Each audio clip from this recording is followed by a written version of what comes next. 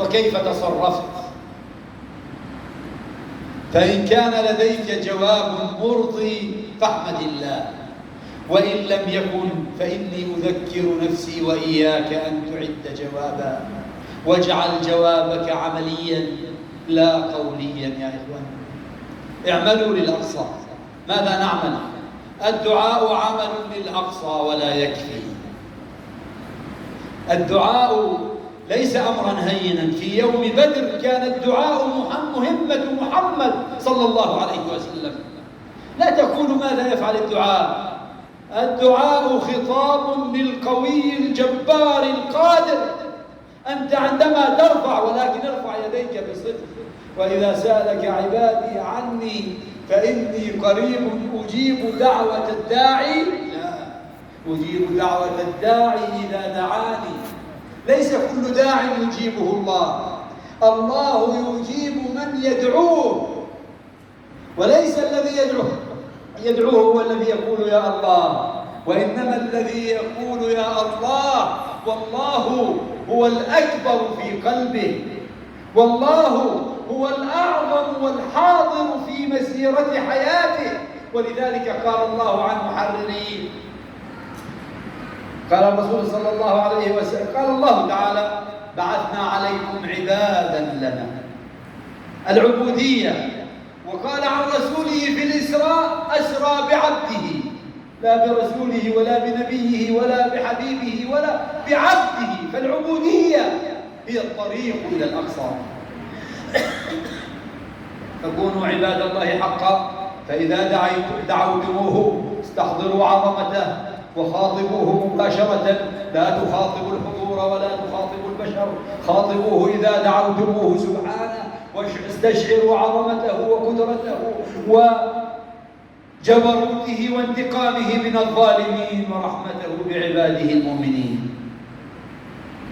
هذا أولا. ثانيا يا إخواني، أن تتحرك في كل مناسبة تقام الأقصى. لا يعقل أن تسير مسيرة في إسلام أباد للدفاع عن الأقصى وتبقى في بيتك. اخرج بها. وفي الأيام القادمة يا إخواني، في 17 و18 من هذا الشهر ستكون اقتحامات مكثفة عند الصهاينة للأقصى بدعوى أن هذا وقت قيام كيانهم جديدا.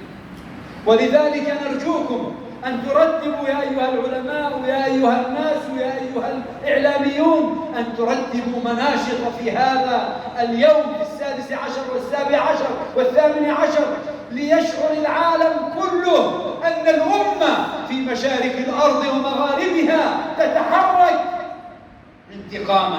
والبعض يقول ماذا تفعل مسيرتي؟ أنا أجيبكم.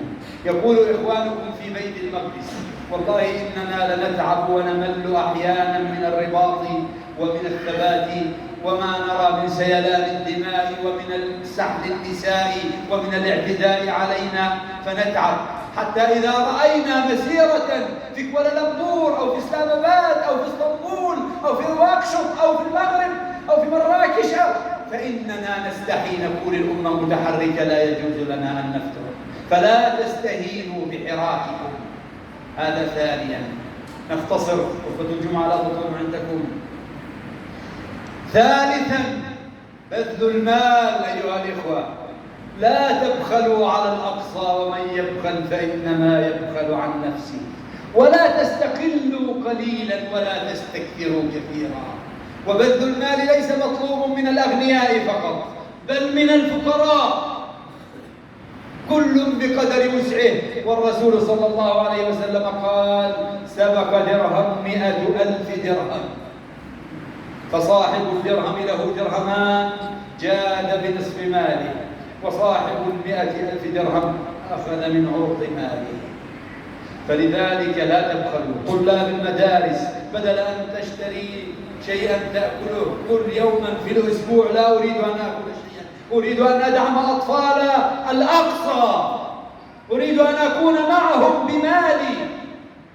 يا إخواني ثبتوا المرابطين. المرابط لا يدري هو يذهب يعمل ليطعم أولاده أم يجلس في المجلس الأقصى، فوفروا لهم $400 للفرد للأسرة.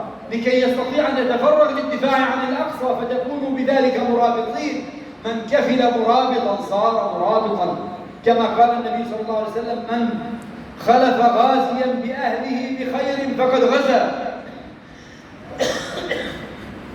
ثم الجهاد بالمال باب طويل، وأنا لي كتاب أدعو أحد المحسنين أن يتبنى ترجمته إلى الأردية ونشر الجهاد بالمال في سبيل الله، لأنه يعطي صور كيف نجاهد وكيف نستطيع أن نبذل.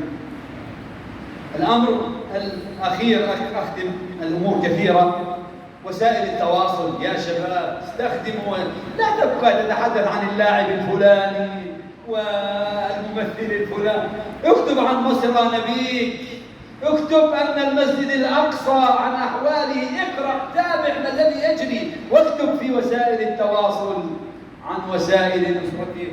إن الله يجعل لكم بذلك أجر المجاهدين، فالجهاد أوسع من القتال، ويمكن كل واحد منا أن يكون شريكا في الجهاد من حيث هو. وأنا أعطيكم قاعدة: من بذل ما يقدر عليه من ألوان الجهاد، هذه دونها، من بذل ما يقدر عليه من ألوان الجهاد ودعا الله بذروة السنام المعجوز عنه، كتب الله له المقدور عليه والمعجوز عنه. ومن دعا الله بالمعجوز عنه وهو مقصر بالمقدور عليه كان مدعيا لا داعيا. أسأل الله أن يجعلنا وإياكم من عباده المجاهدين، وأن يجمعنا بكم في مسجده، في المسجد الأقصى المبارك محررا، بل محررين مطهرين له من دنس الغاصبين. أقول قولي هذا وأستغفر الله العظيم لي ولكم، فيا فوز المستغفرين استغفروا الله.